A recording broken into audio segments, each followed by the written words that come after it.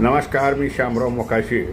आणि रिक्षा टॅक्सीचा किंवा कुठलाही प्रवासी वाहतुकीतला बिल्ला देताना 15 वर्षाचा दाखला लागतो, राशन कार्ड लागतं, वोटिंग कार्ड लागतं, त्याच्याकडं लायसन वगैरे ह्या सगळ्या गोष्टी लागतात, पोलीस रिपोर्ट लागतो आणि 15 वर्ष वास्तव्याचा दाखला लागतो.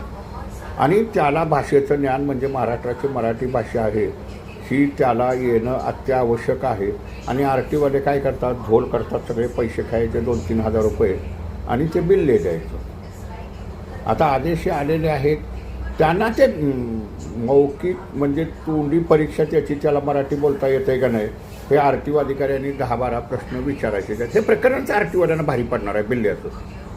बिल्ल्याचं प्रकरण एवढं भारी पडणार आहे ना, ह्याच्यात ते चांगलेच फसलेले बी आहेत असं काही नाही, पण ते पैसे खाण्याचं काही कमी होत नाहीत अजून. पण निश्चित त्यांच्या अंगलटी हे प्रकरण येणार आहे बिल्ल्याचं. कारण त्यांना परराज्यातलं लायसन असेल समजा 4 महिन्यापूर्वी 6 महिन्यापूर्वी, मग ते UPचं असून द्या, बिहारचं असून द्या किंवा आंध्र कर्नाटकचं कुठलंही असून द्या, त्याला तर बिल्ला देताच येत नाही. ते काय आहे, मुंबई शहरातून खोटे कागदपत्र देऊन ते 15 वर्षाचा वास्तव्याचा दाखला असतात. आता तो 4 महिन्या 6 महिन्यापूर्वी आला तर तो 15 वर्षाचा दाखला कसा देणार?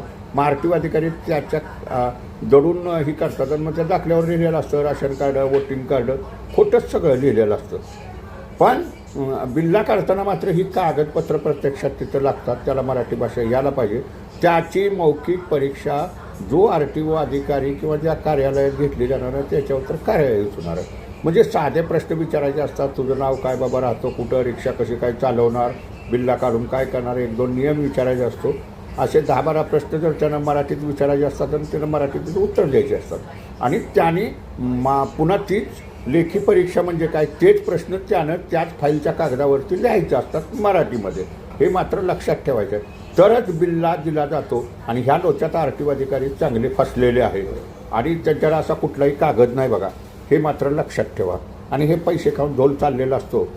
तर आता जे आरटीओ अधिकारी बिल्ल्यासाठी तोंडी परीक्षा घेणार नाहीत किंवा लेखी परीक्षा घेणार नाहीत आणि तो कागद जर त्यांच्या फाईलमध्ये नसेल तर त्यांच्यावरती कारवाई होणार आहे. आणि आरटीओ अधिकारी पैसे खाण्याच्या चक्करमध्ये हे फसणार आहेत. आता लोक म्हणतात हे कसं काय फसणार आणि काय कसं.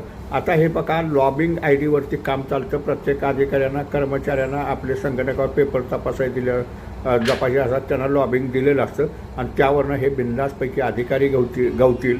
हा मोठा एक घोटाळा राजरोसपणे बिल्ल्याचा होत असतो. हा व्हिडिओ शेअर करा.